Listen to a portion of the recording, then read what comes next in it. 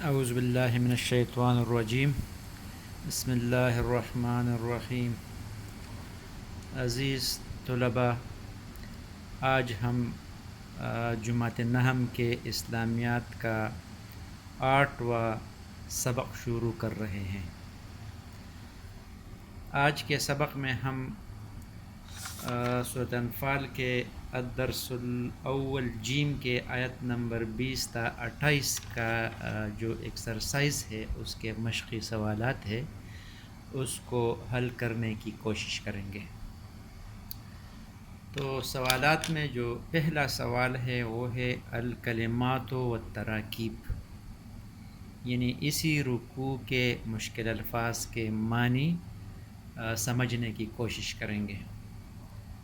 تو عزیز طلباء، اس میں جو پہلا لفظ ہے وہ ہے شر الدواب۔ شر کہتے ہیں بدترین کو۔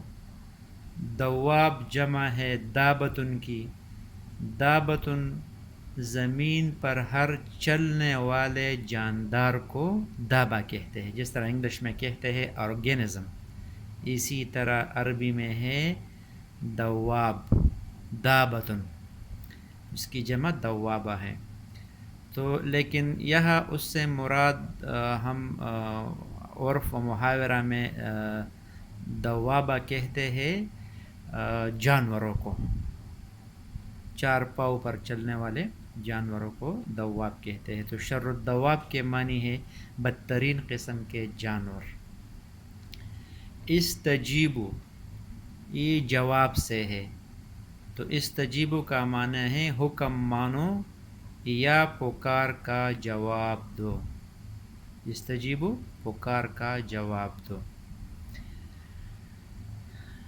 پیغمبر جب تمہیں بلاتے ہیں تو آپ کیا کر دیں؟ سب کام کو چھوڑ کر پیغمبر کا حکم مانو یا پیغمبر کے پکار کا جواب دو، اس کا سننا اہم ہے۔ یخول، خائل، پردے کو کہتے ہیں، خائل ہونا، رکاوٹ بننا، دو چیزوں کے درمیان خائل ہونا، اس کو عربی میں کہتے ہیں یخول۔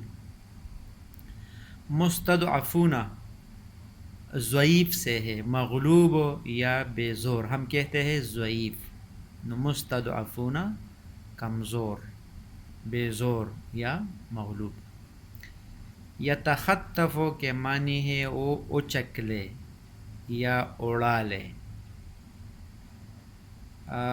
لا تخونو، تخونو کا مطلب ہے تم خیانت کرو۔ لا تخونو، لا جب ہو جائے تو اس کے معنی نفی کے بن جاتے ہیں، تو معنی ہے لا تخونو، تم خیانت نہ کرو۔ تو یہ تھے الکلمات والتراکیب۔ اس کے بعد ہم آتے ہیں عزیز طلباء اس کے التمارین میں سوال نمبر 1 کی طرف۔ تو سوال نمبر 1 جو ہے شر الدواب سے کیا مراد ہے؟ تو جس طرح آپ نے الفاظ معنی میں سمجھ لیا کہ شر کہتے ہیں بدترین کو اور دواب کہتے ہیں جانوروں کو، تو شر الدواب سے مطلب ہے بدترین قسم کے جانور۔ تو عزیز طلباء، اللہ تعالیٰ نے جانوروں کو بھی پیدا کیا ہے اور انسان کو بھی پیدا کیا ہے، لیکن جانوروں کو اللہ تعالیٰ نے قوت گویائی اور عقل و شعور سے محروم رکھا ہے، یعنی اس پر بہت کم بوجھ ڈالا ہے۔ مطلب کہ وہ خوراک کھاتے ہیں، بچے پیدا کرتے ہیں، پانی پیتے ہیں وغیرہ وغیرہ، اس کے زندگی کا کوئی مقصد نہیں ہوتا ہے۔ جانوروں کے مقابلے میں اللہ تعالیٰ نے انسان کو قوت گویائی، عقل و شعور سے نوازا ہے۔ انسان کو ریزننگ پاور، سوچنے سمجھنے کی صلاحیت دی ہے۔ اللہ تعالیٰ نے انسان کو احسن تقویم پر پیدا کیا، اور اسی عقل و شعور کے سبب انسان کو اللہ تعالیٰ نے اشرف المخلوقات اور مہدوم کائنات قرار دیا ہے۔ لیکن اللہ تعالیٰ کا یہ قانون ہے کہ جس کسی کو جتنی نعمتوں سے نوازتا ہے اور کسی پر انعامات کی بارش کرتا ہے تو اتنا ہی اس ہستی پر یا اس بندے پر ذمہ داری بھی زیادہ ڈالتا ہے۔ انسانوں کے پاس سب سے جو قیمتی چیز ہے وہ عقل و شعور ہے۔ اگر انسان عقل و شعور کی صحیح استعمال کرتا ہے تو یہ انسان مکرم ٹھہرتا ہے اور اللہ تعالیٰ کا منشا حاصل کر کے جنت کے حصول کا حقدار ٹھہرتا ہے۔ اگر اس کے مقابلے میں انسان عقل و شعور کا استعمال نہ کر کے اپنے زندگی کو غلط راستے پر ڈالتا ہے تو اللہ تعالیٰ اس سے ناراض ہوتا ہے اور جہنم اس کا مقدر ٹھہرتا ہے۔ اور یہ انسان پھر کیا ہو جاتا ہے؟ اللہ تعالیٰ نے ایسے انسان کو جانوروں سے بدتر قرار دیا ہے، اور وہ اس لیے کہ یہ انسان یعنی جو سب سے قیمتی چیز اللہ تعالیٰ نے اس کو دیا تھا وہ عقل اور شعور تھا، تو اس انسان نے اس عقل و شعور کا صحیح ادراک نہیں کیا، اس کا غلط استعمال کیا، اپنے قدر انسان نے نہیں پہچان لیا، اپنا پہچان یعنی اس کا جو مقام ہے اس نے اپنا مقام نہیں پہچانا۔ اس لیے کہ انسان دیکھیں تخلیق کے لحاظ سے اللہ تعالیٰ نے انسان کو فرشتوں سے کم درجے کا بنایا ہے اور جانوروں سے اعلیٰ درجے کا بنایا ہے۔ اگر کوئی انسان یعنی اپنے رب کو راضی کرتا ہے، عقل و شعور سے کام لیتا ہے، تو اس کا مقام فرشتوں سے بھی آگے ہے۔ اگر انسان عقل و شعور سے کام نہیں لیتا ہے، کام نہیں لیتا ہے تو اس کا مقام جانوروں سے بھی بدتر ہے۔ جس طرح اللہ تعالیٰ نے سورۃ اعراف میں ایک اور جگہ فرمایا ہے کہ وَلَقَدْ ذَرَأْنَا لِجَهَنَّمَ كَثِيرًا مِنَ الْجِنِّ وَالْإِنسِ، اور ہم نے انسانوں اور جانوروں کو بہت سے ایسے ہے، انسان اور جنات میں بہت سے ایسے ہے جو جہنم ہم نے اس کے لیے پیدا کیا ہے، یعنی اس کو ہم جہنم کے لیے پیدا کیا ہے اس لیے کہ لہم قلوب لا یفقہون بہا، اس کے دل ہے لیکن وہ اس سے سمجھتے نہیں ہے، یعنی اس کو ہم نے دل دی ہے، دماغ دی ہے، ریزننگ پاور دی ہے، لیکن وہ اس سے سوچتے نہیں ہے، تفقہ سے کام نہیں لیتا ہے۔ اور دوسری بات یہ ہے کہ وَلَهُمْ أَعْيُنٌ لَا يُبْصِرُونَ بِهَا، اس کو ہم نے آنکھیں دی ہے لیکن وہ ان آنکھوں سے کام نہیں لیتے ہیں، وہ حق چیزوں کو نہیں دیکھتے ہیں، حق چیزوں کو نہیں اسٹڈی کرتے ہیں۔ اور پھر فرماتے ہیں کہ وَلَهُمْ آذَانٌ لَا يَسْمَعُونَ بِهَا، ان کو ہم نے کان دی ہے لیکن وہ کانوں سے حق کی بات نہیں سنتے ہیں۔ تو اللہ نے اپنا اٹل فیصلہ سنا دیا کہ اولئک کالانعام، ان کی مثال ایسے انسانوں کی مثال جن کے پاس عقل ہے کام نہیں لیتے ہیں، آنکھیں ہے کام اس سے نہیں لیتے ہیں، اس کے پاس کان ہے آنکھیں ہے لیکن اس کو صحیح استعمال نہیں کرتے ہیں، تو ان کی مثال جانوروں کی سی ہے، بل ہم اضل، بلکہ یہ جانوروں سے بھی زیادہ گمراہ ہے، بدتر ہے، اولئک هم الغافلون، یہ لوگ کیا ہے؟ یہ غافل ہے۔ تو اس آیت میں بدترین قسم کے جانوروں کو انسان، کافر، منافق، غلط قسم کے انسانوں کو قرار دیا ہے۔ سوال نمبر 2 ہے کہ ان آیات میں خیانت سے کیا مراد ہے؟ تو اللہ تعالیٰ فرماتا ہے کہ یا ایھا الذین آمنوا لا تخونوا اللہ والرسول، اے ایمان والو اللہ تعالیٰ اور اس کے رسول کے ساتھ خیانت نہ کرو، وَتَخُونُوا أَمَانَاتِكُمْ وَأَنْتُمْ تَعْلَمُونَ، اور نہ اپنی امانتوں میں خیانت کرو اور تم ان باتوں کو جانتے ہو۔ امانت کے لحاظ سے ہی خیانت کی صورتیں ہیں، امانت کی کئی صورتیں ہیں، تو اس طرح خیانت کی بھی کئی صورتیں ہیں۔ نمبر 1 مالی امانت میں خیانت، یعنی مال میں خیانت کرنا. تو مال میں خیانت اگر کسی شخص کے پاس کوئی ایسی چیز رکھی جائے جس کی کوئی نہ کوئی قیمت ہے تو اسے مالی امانت کہتے ہیں اگر اس میں کچھ کمی زیادت کی جائے. اس چیز کو پوری اسی حالت میں واپس نہ دینا بھی خیانت ہے. نمبر 2، عہد کی پاسداری کی خیانت. اگر کسی سے کوئی عہد کیا ہوا ہے تو وہ بھی ایک امانت ہے اور اس کی پاسداری نہ کرنا یعنی عہد کو مکمل صورت میں پورا نہ کرنا بھی خیانت ہے. اسی طرح اگر کسی نے کوئی راز کی بات بتائی ہوئی ہے تو اس کے راز کی حفاظت نہ کرنا بھی خیانت ہے. یعنی کسی دوست یا مجلس میں کہی ہوئی بات بھی امانت ہے، اس میں بھی خیانت نہیں کرنا چاہیے. یعنی ایک مجلس کی بات کو دوسرے مجلس میں نہیں کہنا چاہیے. اگر کسی شخص کی کوئی ذمہ داری ہے، کسی پر اپنی اولاد کو پالنے کی ذمہ داری ہے، کسی پر کوئی خدمت بجا لانے کی ذمہ داری ہے، بس ذمہ داری کو پورے طور پر نہ نبھانا بھی خیانت ہے. اگر کسی پر کوئی فرض عائد ہے تو فرض کو پوری طرح ادا نہ کرنا بھی خیانت ہے. اور اللہ تعالیٰ اور اس کے رسول کے ساتھ خیانت کیا ہے تو اللہ تعالیٰ اور اس کے رسول صلی اللہ علیہ وسلم سے خیانت کا مطلب حضرت ابن عباس رضی اللہ تعالیٰ عنہ نے ان الفاظ میں بیان فرمایا ہے.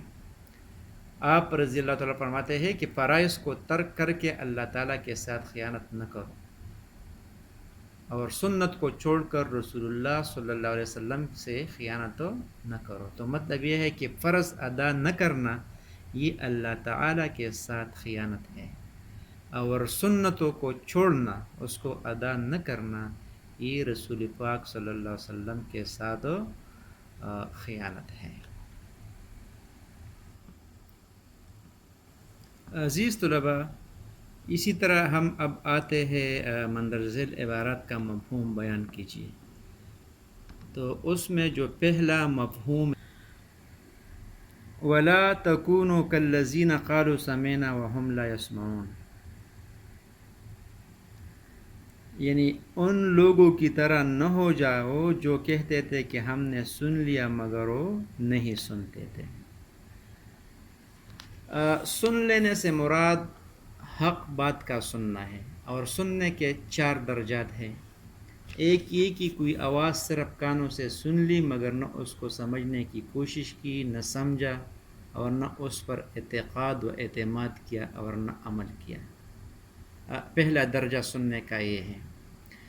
دوسرے درجہ یہ ہے کہ کانوں سے سنا بھی اور سمجھا بھی مگر نہ اس پر اعتقاد کیا نہ عمل کیا. اور تیسرے یہ کہ سننا بھی اور سمجھا بھی اور اعتقاد و اعتماد بھی کیا مگر عمل نہیں کیا. یہ تیسرا درجہ ہو گیا. چوتھے یہ کہ سننا بھی، سمجھا بھی اور اعتماد بھی کیا اور عمل بھی کیا. یہ ظاہر ہے کہ سننے کا اصل مقصد پوری طرح تو چوتھے درجے ہی سے حاصل ہوتا ہے جو مومنین کاملین کا مقام ہے، اور ابتدائی 3 درجوں میں سننا ناقص اور نامکمل ہے جس کو ایک حیثیت سے نہ سننا بھی کہہ سکتے ہیں، جیسے کہ اگلی آیت میں آتا ہے. اور تیسرا درجہ جس میں حق کا سننا، سمجھنا، اعتقاد کرنا تو موجود ہے مگر عمل نہیں. اس میں اگرچہ سننے کا اصل مقصد پورا نہیں ہوتا مگر اعتقاد بھی ایک خاص اہمیت رکھتا ہے، اس لیے وہ بھی بیکار نہیں. عمل نہیں کیا لیکن اس پر اعتماد اور یقین کیا. یہ درجہ گناہگار مسلمانوں کا ہے.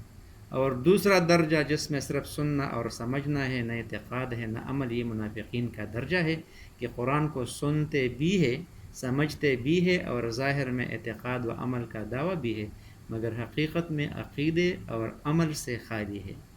اور پہلا درجہ عام مشرکین و کفار کا ہے جنہوں نے کلمہ حق اور قرآن کی آیات سے کانوں سے تو سن لی مگر کبھی سمجھنے اور غور کرنے کی طرف دھیان ہی نہیں دیا.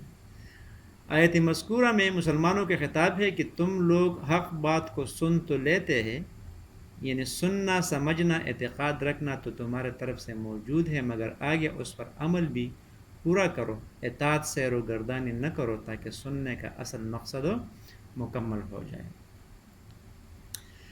دوسری آیت میں اسی مضمون کو مزید تاکید کے لیے ارشاد فرمائے کہ وَلَا تَكُونُوا كَالَّذِينَ قَالُوا سَمِعْنَا وَهُمْ لَا يَسْمَعُونَ، یعنی تم ان لوگوں کی طرح نہ ہو جانا جو کہتے تو یہ ہے کہ ہم نے سن لیا مگر در حقیقت سنایا کچھ نہیں۔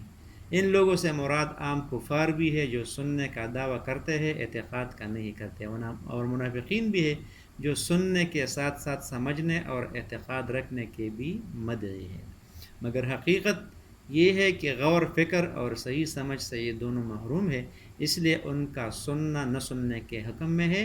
مسلمانوں کو ان لوگوں سے مشابہ ہونے سے منع فرمایا گیا ہے، یعنی مطلب یہ ہے کہ سننے کا اصل مقصد تب پورا ہوتا ہے کہ آپ جو کچھ سنتے ہیں، قرآن حدیث کوئی نصیحت، اس کو اپنے عملی زندگی میں لاتے ہیں، اس کو پریکٹیکلائز کرتے ہیں، اس کو اپنے عملی زندگی میں لاتے ہیں، عمل کرتے ہیں، تو یہ سننا اصل میں سننا ہے۔ اگر کچھ سن لیا اس پر عمل نہیں کیا تو یہ سننا نہ سننے کے زمرے میں آتے ہیں۔ اس کے بعد ہے ان شر الدواب عند اللہ الصم البکم الذین لا یعقلون، مفہوم نمبر بے۔ عزیز طلباء، یہ مفہوم نمبر بے کا جو تشریح ہے وہ سوال نمبر 1 کا جواب ہے، یعنی اس کا جواب کیا ہوگا، شر الدواب سے کیا مراد ہے، اس پر جو کچھ آپ نے سمجھا لکھا تو آپ مفہوم نمبر بے کے جواب میں بھی آپ لکھ سکتے ہیں۔ مفہوم جیم جو ہے، وَعْلَمُوا أَنَّ اللَّهَ يَحُولُ بَيْنَ الْمَرْءِ وَقَلْبِهِ، اور جان رکھو کہ اللہ تعالیٰ آڑ بن جاتا ہے یا حائل ہو جاتا ہے آدمی کے بدن اور اس کے قلب یعنی دل کے درمیان۔ تو جان رکھو ایک بات یہ کہ اللہ تعالیٰ آڑ بن جایا کرتا ہے آدمی کے اور اس کے قلب کے درمیان میں 2 طریق سے۔ ایک طریق یہ کہ مومن کے قلب میں طاعت کی برکت سے کفر و معصیت کو نہیں آنے دیتا، دوسرا طریق یہ کہ کافر کے قلب میں مخالفت کی نحوست سے ایمان و طاعت کو نہیں آنے دیتا۔ اس سے معلوم ہوا کہ طاعت کی مداوت بڑی نافع چیز ہے، یعنی جو انسان اللہ تعالیٰ کی ہر وقت اطاعت کرتا ہے تو آڑ بن جاتا ہے، یعنی اس کی برکت سے اس کے دل میں کفر و معصیت نہیں آتی ہے، اور جو کافر ہے اس کی کفر جو ہے، اس کی گندگی یہ ہے وہ اس کا کفر آڑ بن جاتا ہے، یعنی اس کے دل میں ایمان اور اطاعت کو نہیں آنے دیتی ہے۔ تو اس لیے اپنے آپ کو کفر سے بچانا چاہیے اور نیک کام کی کوشش کرنی چاہیے۔ اسی آیت کا ایک مفہوم یہ بھی بن سکتا ہے کہ جب کسی نیک کام کے کرنے یا گناہ سے بچنے کا موقع آئے تو اس کو فوراً کر گزرو، دیر نہ کرو، اور اس فرصت وقت کو غنیمت سمجھو، کہ ان کے بعض اوقات آدمی کے ارادہ کے درمیان قضاء الہی حائل ہو جاتی ہے، وہ اپنے ارادہ میں کامیاب نہیں ہو سکتا، کوئی بیماری پیش آ جائے یا موت آ جائے یا کوئی ایسا مشغلہ پیش آ جائے کہ اس کام کی فرصت نہ ملے۔ اس لیے انسان کو چاہیے کہ فرصت عمر اور فرصت وقت کو غنیمت سمجھ کر آج کا کام کل پر نہ ڈالیں، کہ ان کی معلوم نہیں کل کیا ہونا ہے۔ اور دوسرا مطلب اس جملے کا یہ بھی ہو سکتا ہے کہ اس میں اللہ تعالیٰ کا اپنے بندہ سے نہایت قریب ہونا بتلایا گیا ہے۔ مطلب یہ ہے کہ انسان کا قلب ہر وقت حق تعالیٰ کے خاص تصرف میں ہے، جب وہ کسی بندے کی برائی سے حفاظت کرنا چاہتے ہیں تو اس کے قلب اور گناہ کے درمیان آڑ کر دیتے ہیں، اور جب کسی کی بدبختی مقدر ہوتی ہے تو اس کے دل اور نیک کاموں کے درمیان آڑ کر دی جاتی ہے۔ اسی لیے رسول کریم صلی اللہ علیہ وسلم اپنی دعاؤں میں اکثر یہ دعا کیا کرتے تھے، یا مقلب القلوب ثبت قلبی علی دینک، یعنی اے دلوں کے پلٹنے والے میرے دل کو اپنے دین پر ثابت اور قائم رکھے۔ عزیز طلباء، مفہوم دال میں اللہ رب العزت فرماتے ہیں کہ واتقوا فتنة لا تصیبن الذین ظلموا منکم خاصۃ، یعنی یہ بات سمجھ لو کہ تمہارے مال اور اولاد تمہارے لیے واتقوا فتنة لا تصیبن الذین ظلموا منکم خاصۃ، اس کا ترجمہ ہے اور اس فتنے سے ڈرو جو خصوصیت کے ساتھ ان لوگوں پر واقع نہ ہوگا جو تم میں گناہگار ہے۔ تو وہ گناہ کون سا ہے جس میں نہ صرف گناہگار بلکہ گناہگاروں کے ساتھ ساتھ بے گناہ بھی اس میں پکڑے جائیں گے؟ تو اس میں علماء تفسیر کے متعدد اقوال ہیں۔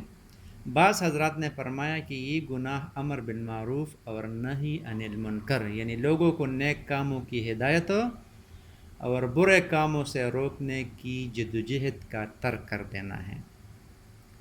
حضرت عبداللہ بن عباس رضی اللہ تعالیٰ عنہ نے فرمایا کہ اللہ تعالیٰ نے مسلمانوں کو اس کا حکم دیا ہے کہ کسی جرم و گناہ کو اپنے ماحول میں قائم نہ رہنے دے، کہ اگر انہوں نے ایسا نہ کیا، یعنی جرم و گناہ دیکھتے ہوئے باوجود قدرت کے اس کو منع نہ کیا، تو اللہ تعالیٰ ان سب پر اپنا عذاب عام کر دیں گے، جس سے نہ گناہ گار بچیں گے نہ بے گناہ۔ جس طرح ایک اور حدیث میں آتا ہے، رسول پاک صلی اللہ علیہ وسلم فرماتے ہیں کہ من رآ منکم فلیغیر بیدہ، تم میں سے اگر کوئی کسی گناہ کو دیکھ لے تو چاہیے کہ اس کو ہاتھ سے روک لے، فإن لم یستطع بلسانہ، اگر ہاتھ سے روکنے کی طاقت نہ ہو تو اس کو زبان سے روکے، فإن لم یستطع فبقلبہ، اگر زبان سے بھی روکنے کی طاقت نہ ہو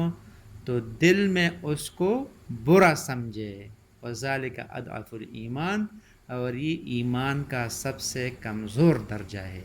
یعنی ایک مومن کی شان ہے کہ وہ کبھی بھی اپنے ماحول میں گناہ کو یعنی گناہ جو ہے وہ کنٹرول کرے گا، جتنے بھی اس کی طاقت ہے، چاہے کم طاقت ہے چاہے زیادہ طاقت ہے، وہ اپنے مقدور بر اپنی استطاعت کے مطابق گناہوں کو روکنے کی کوشش کرے گا، امر بالمعروف اور نہی عن المنکر کرے گا۔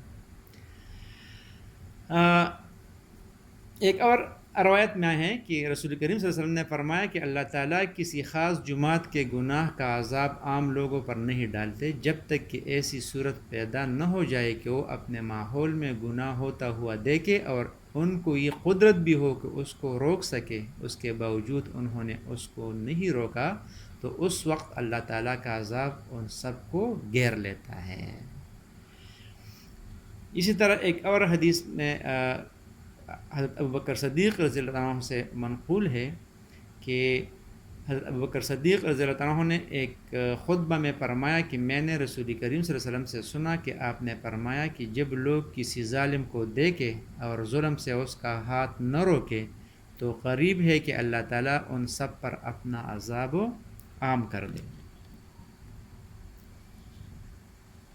تو ان روایات کی بنا پر بہت سے حضرات مفسرین نے یہ قرار دیا کہ اس آیت میں فتنہ سے مراد یعنی گناہ یا امر بالمعروف اور نہی عن المنکر کا ترک کر دینا ہے، یعنی جس معاشرے سے یہ صفت ختم ہو جائے، امر بالمعروف یعنی نیک کاموں کا کوئی حکم نہ دے اور برائیوں سے منع نہ کرے، تو اس معاشرے پر جب عذاب آ جاتا ہے تو عام ہوتا ہے، وہ اپنے لپیٹ میں بے گناہوں یعنی گناہگاروں کے ساتھ ساتھ بے گناہوں کو بھی اپنے لپیٹ میں لے لیتا ہے۔ تو اللہ تعالی ہمیں ایسے عذاب سے بچائے اور ہمارا معاشرہ اچھا معاشرہ بنا دے، اور ہمیں توفیق دے کہ ہم اپنے معاشرے کی اصلاح کی کوشش کریں۔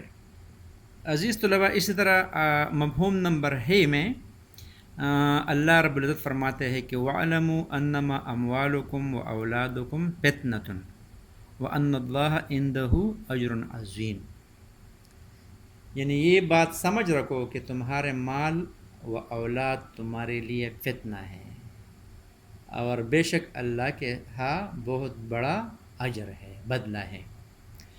تو فتنے کے معنی امتحان کے بھی آتے ہیں اور عذاب کے بھی، اور ایسی چیزوں کو بھی فتنہ کہا جاتا ہے جو عذاب کا سبب بنے۔ قرآن کریم کی مختلف آیتوں میں ان تینوں معنی کے لیے لفظ فتنہ استعمال ہوا ہے۔ یہاں تینوں معنی کی گنجائش ہے۔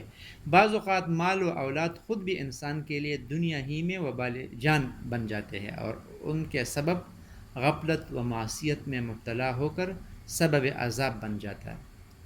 اول یہ کہ مال و اولاد کے ذریعے تمہارا امتحان لینا مقصود ہے کہ یہ چیزیں ہمارے انعامات ہیں، تم انعامات لے کر شکر گزار اور اطاعت شعار بنتے ہو یا ناشکر اور نافرمان۔